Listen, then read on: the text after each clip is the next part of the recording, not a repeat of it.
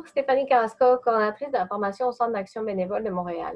Aujourd'hui, on va parler intégration des personnes immigrantes avec Boniface, directeur général de l'Association multiethnique pour l'intégration des personnes handicapées. Bonjour Boniface. Bonjour Stéphanie. Comment ça va? Très bien, et toi?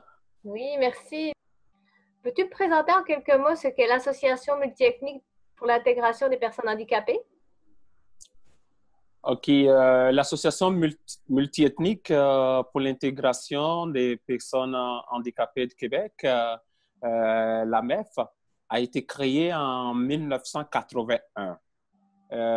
Cette association a été créée par un couple d'origine italienne qui a un enfant en situation de handicap.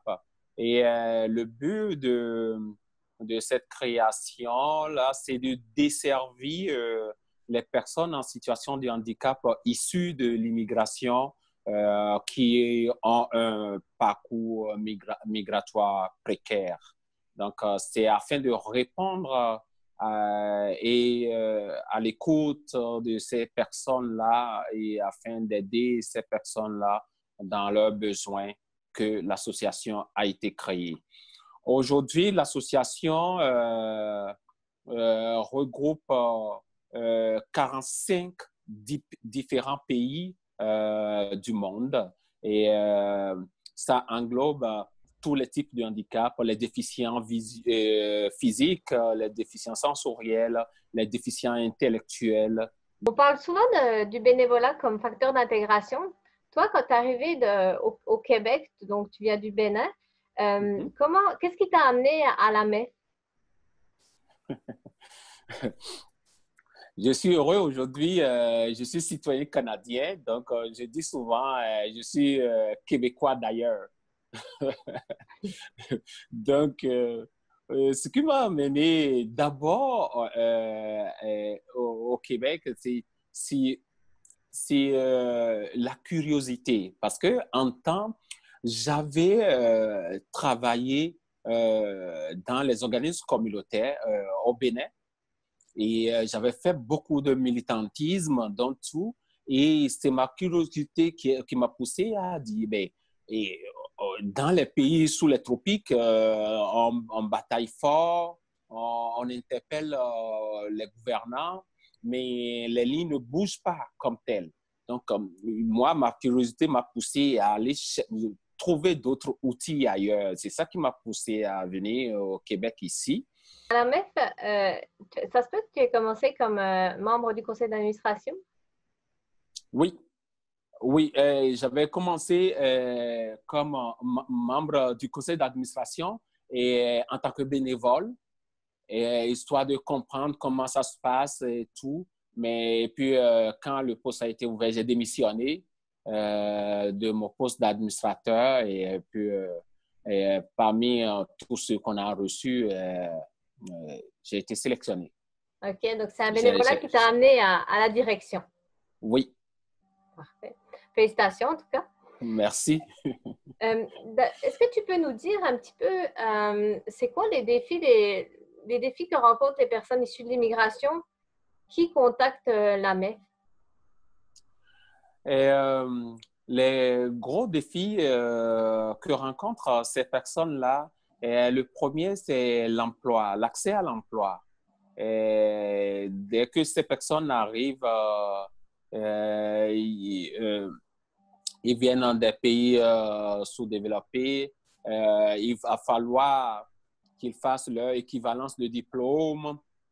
Il va falloir qu'on les forme par rapport à leur CV, qu'on les forme par rapport aux simulations, qu'on les soumette aux simulations d'entrevue. Et donc, ces personnes-là ont un gros besoin d'emploi, d'accès à l'emploi, mais nous autres, nous les orientons à d'autres organismes parce que la MEF sert de pont, d'intermédiaire et à d'autres organismes qui pourraient leur donner ces outils-là, les outiller à trouver d'emploi. Donc, mais il faut tenir compte des statuts de ces personnes-là parce que à la MEF, nous accueillons plusieurs statuts de personnes en situation de handicap issus de l'immigration. Il y a les demandeurs d'asile, c'est-à-dire ceux qui viennent aux frontières États-Unis-Canada, donc tout ça, on les accueille. Il y a les réfugiés et il y a les demandeurs d'asile. Il y a les demandeurs d'asile, il y a les réfugiés, il y a les résidents permanents.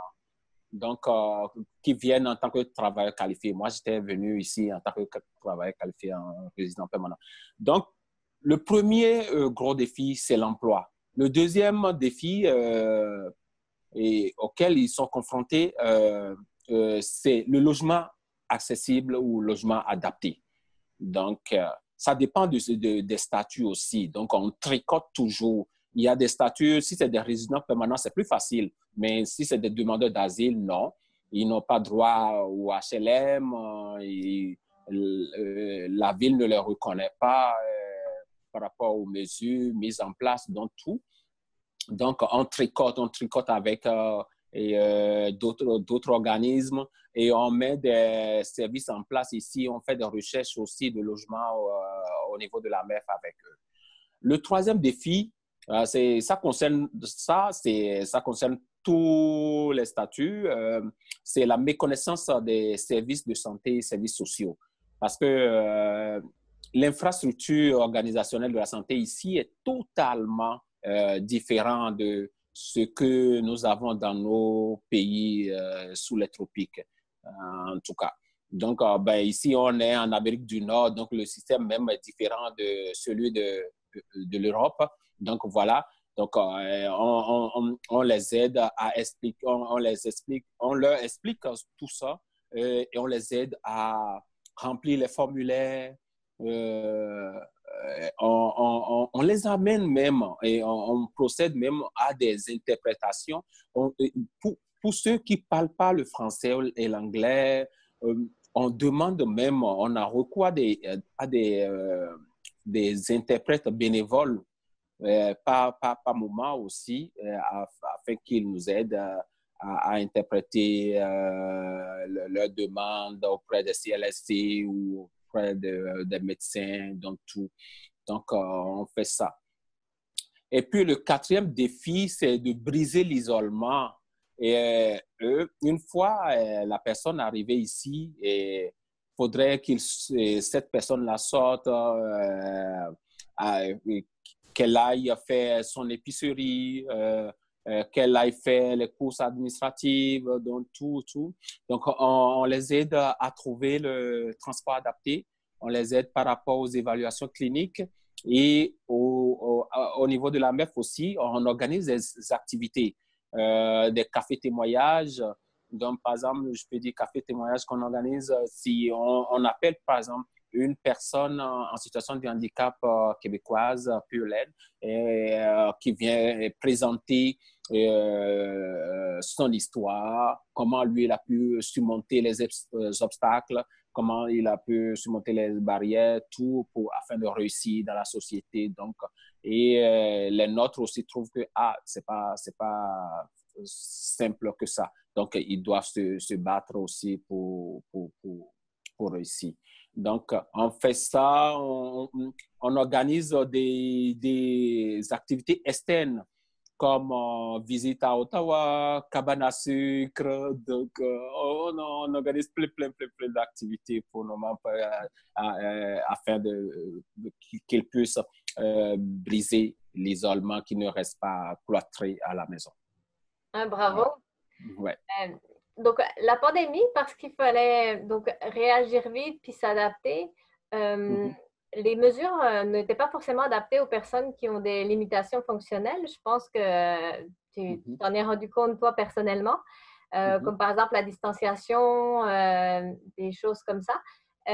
Au niveau de la MEF, comment ça s'est passé, la COVID? Est-ce que vous avez été contraints de suspendre des activités, vraiment d'annuler ou d'adapter vos services? Oui. Déjà le 16 mars, quand l'état d'urgence a été décrété, nous avons arrêté nos activités au niveau du bureau. Donc, le bureau physique a été fermé et puis on a opté pour le travail en mode télétravail. Donc, nous sommes restés à la maison, nous avons travaillé depuis la maison et puis nous avons réadapté, nous avons adapté nos activités par rapport à la situation. Donc, on donnait régulièrement des cours de francisation aux déficients intellectuels et on donnait des cours d'expression d'art aux déficients intellectuels aussi. Tous ces cours ont été adaptés et on les a donnés en ligne. Donc, on a fait virtuellement puisqu'on ne peut plus accueillir quelqu'un dans nos bureaux. Donc, on a fait de façon virtuelle ces cours-là. J'espère que si tu allais un peu sur notre Facebook, tu vas en arrière, tu vas voir des thématiques chaque semaine que la prof de cours d'expression d'art a fait, donc tout ça. Et les étudiants envoient des dessins, des tableaux, donc on met ça sur notre page Facebook. Et puis, on a même organisé des activités, on a même fait, histoire parce que tout le monde est déprimé dans le confinement, et histoire de les relaxer un peu, on a même fait des cours de Zumba en ligne. Donc, ça a été vraiment une réussite avec nos membres. On a fait ce cours de Zumba en ligne et tout le monde saute, on voit l'animatrice. C'était bien. Nos membres n'ont pas été délaissés. C'est vrai que avec Zoom, pour les préparatifs, on travaille fort parce que il faut passer d'un membre à un autre pour lui dire faites ceci, clique sur telle chose, telle chose, telle chose, parce que c'est pas aussi simple que ça. Et ça dépend d'une personne à une autre, ça dépend de degré, d'accessibilité, de notions d'accessibilité, de technologie adaptée qu'ils maîtrisent, donc tout ça. Donc, on fait tout ce travail de fond pour être sûr que tout le monde sera connecté par rapport au Zoom pour qu'on ait le quorum quand même acceptable pour l'activité. Mm-hmm. Donc, ça prend vraiment un soutien technique. Oui, c'est ça. Sinon, c'est mal barré. Donc, dans le cadre de vos activités, est-ce que vous êtes à la recherche présentement de bénévoles? Oui, on a un programme de jumelage. Un programme de jumelage et il y a deux types de jumelage qu'on est on est en train de développer. Donc, on a toujours besoin, par exemple, quand les membres arrivent à la MEF, on les accueille, on veut trouver un jumelle à un membre qui pourrait l'aider à aller faire ses courses administratives. Par exemple, il veut aller faire la demande d'aide sociale, donc tout ça. Si nous, les premiers formulaires, nos intervenants vont les aider à faire ça, mais le reste, aller à la banque, s'inscrire à la banque, tout ça là, on a besoin de bénévoles. Là, on va mettre en contact avec nos membres, le membre, donc, qui pourrait être son jumelle concernant les courses administratives. Donc, uniquement. Maintenant, on a d'autres types de jumelage aussi qu'on est en train de développer. Un jumelage où ça va être libre. C'est que si la personne veut aller au restaurant, parce qu'il ne connaît nulle part, il prend un non-voyant ou bien, en tout cas, une autre personne en situation de handicap, il ne connaît nulle part. Il veut aller au cinéma, donc, ou bien il veut aller faire l'épicerie. Donc, on veut un jumelle aussi qui pourrait l'aider à briser l'isolement. On a déjà mis l'outil en marche. On a le guide du bénévole pour le jumelage. On a le code éthique et on a aussi fait les démarches vers la SPVM, la police, pour envoyer, vérifier quand on recrute la personne, on peut vérifier son antécédent. OK, fait que vous êtes prêts. Puis, Oui. comment on fait pour devenir bénévole? Est-ce qu'on va sur votre site Internet, sur la page Facebook, on vous contacte directement par téléphone? On peut nous contacter directement par téléphone ou on peut voir sur notre site et envoyer des courriels aussi. On peut faire ça. OK. Ouais. Puis, donc, ma dernière question, est-ce que la COVID a apporté quelque chose de positif dans ton travail, au niveau de la MEF? Quels éléments positifs ça a pu apporter selon toi? D'abord, ce que ça a apporté, ça nous a permis de se rapprocher beaucoup plus de nos membres, d'être à l'écoute,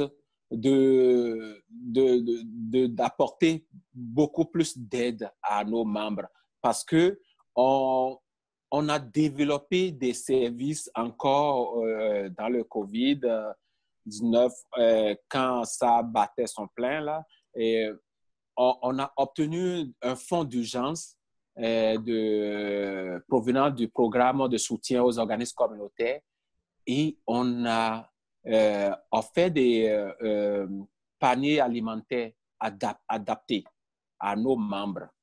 Donc, parce que tout ce qu'ils recevaient dans les autres banques alimentaires, souvent, et ça ne leur convient pas trop. Donc, on a offert des paniers alimentaires adaptés à vraiment ce qu'ils ont. Ça a permis qu'ils se sont beaucoup plus rapprochés de nous. Les anciens, on a retrouvé les anciens parce que c'est vrai qu'on travaille plus avec les nouveaux, mais ça nous a rapprochés des anciens qui sont passés par ici et qui ne payent plus leurs cotisations comme telles. C'est aujourd'hui, tous ces membres-là nous appellent pour demander moi, je vais payer ma cotisation.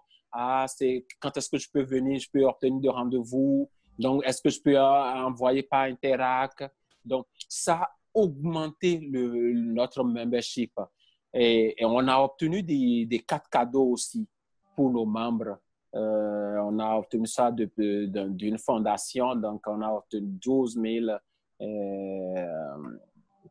des cartes cadeaux d'une valeur de 12 000 $ pour nos membres. Donc, vraiment, nos membres ont aimé et ils ont senti que vraiment la MEF est proche d'eux. Donc, la MEF pense vraiment à eux. Donc, et ça les a déstressés. Ouais. Donc, beaucoup plus. Donc, on a reçu beaucoup de témoignages par rapport à ça. OK. Donc, la distance, ça vous a rapproché finalement. Oui. Puis, oui. Ça a développé un sentiment d'appartenance. D'appartenance. Ouais. Bravo. OK. Ben, merci beaucoup, Boniface. J'espère que beaucoup de bénévoles vont vous contacter pour s'impliquer puis justement venir en aide aux personnes immigrantes qui en ont besoin. Oui, merci beaucoup. Je pense qu'ils peuvent appeler directement la MEF et demander le coordonnateur de service, qui est Tommy Saravo, ou bien nous envoyer un courriel au secrétariat à commercial à mef.com. Et puis, voilà, nous allons entrer en contact avec eux et puis la job va être faite. Merci beaucoup, Boniface. Merci, Stéphanie. À bientôt. Si vous avez des questions, des commentaires ou des suggestions, contactez-moi à formation@commercial.cabm.net.